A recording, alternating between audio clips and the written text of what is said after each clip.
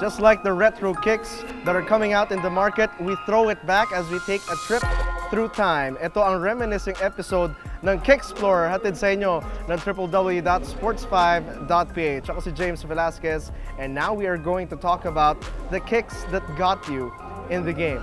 Personally, naalala ko pa rin yung unang-unang pair ko ng Air Jordans. It was the Air Jordan 13, white, black, red.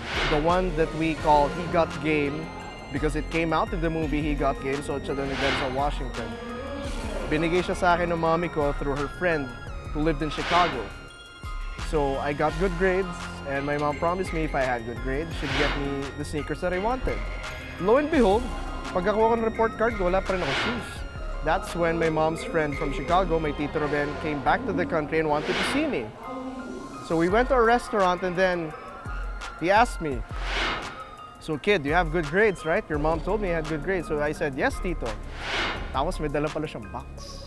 Pagbukas ko ng box, oh man, it was the Air Jordan 13. And since then, wala na akong ibang ginusto sa buhay. I would get good grades, and now I would work hard to buy new shoes. And that's why we are here in this episode of Kicksplorer para malaman ano ba yung mga shoes na nagsimula sa inyo dito sa sneaker game. At syempre, sasamahan ako ngayon to reminisce about the shoes that made us fall in love. From the Rain or Shine Elasto Painters, Mr. Jericho Cruz. And Jericho, welcome to the show.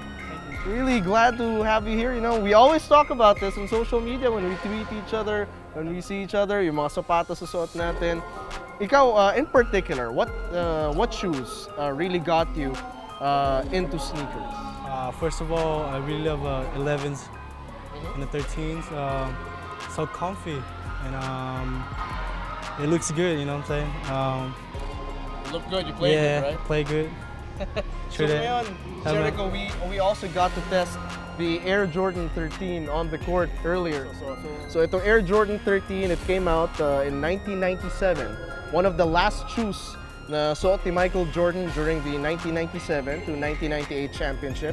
The shoe, as you know, Jericho, is inspired by a Black Panther because Michael, it was inspired by a Black Panther dahil yung nickname na isa ni Michael Jordan is Black Cat. So makikita natin itong hologram. Kita nyo, hindi ko tinatanggal yung plastic, alaga talaga. It's like the cat's eye. So you will see the Jumpman logo, the number 23 in a basketball. So it's made of canvas leather. There's suede, the midsole, and still canvas, and different arcs dito sa ating outsole. Tapos merong carbon fiber shank, tulad ng ginamit ko sa Jordan 11, 12, and 13. So ngayon makikita natin, ito yung green dahil cat's eye din siya. Makikita natin, ito yung tongue. You can see the Jumpman logo in the tongue. Still canvas material all the way up. Then there's just a support around the ankle and here in the heel. So Jericho, we got to test kanina sa court itong Air Jordan 13. Obviously, marami ng advancements in technology. So yung mga bagong shoes ngayon, yung mga Kobe, yung mga Lebron, pero marami pa rin gumagamit ng Jordan Retro like you. Why do you keep bringing them back on the court? Well, first of all, it's Jordan. Everybody want to play with for, you know, Jordan shoes and stuff like that.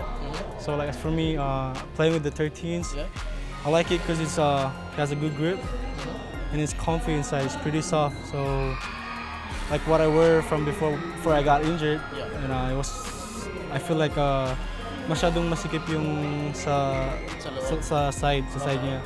So this time I got to test out the 13. So ngayon, when I test it out, I feel like, oh, parang I'm not feeling it. I'm not feeling hurt anymore.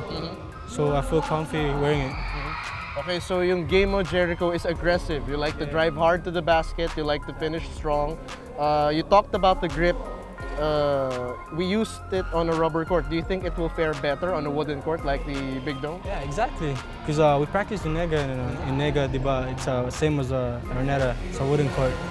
So every time I move, it grips, and it has a good. It's comfy inside. Protects your side of your foot. Yeah. You also cut a lot, and you know you play defense really hard. So you try to intercept basketballs and passes. What about the weight? For me, the weight, okay lang siya. It's not heavy. It depends on how you carry the weight though. But as for me, it's a good fit for my foot. Yeah. So itong Air Jordan 13 din because of the make, so it's basically canvas leather. It's a lot of pieces put together. Pagdating sa durability, Jericho, is this something that you would wear game after game after game? Yeah, I wouldn't mind. Yeah, I would play like what you said, game after game. Sana hindi masira, so I can play it through the whole year. Yeah. So bottom line, Jericho, is this something that you would recommend to aspiring basketball players watching Kicksplorer? Oh yeah, sure. It's comfy. And you can't go wrong if you're wearing the basketball shoes of the greatest basketball player of all time. Ako si James Velasquez. You are still watching Kicksplorer.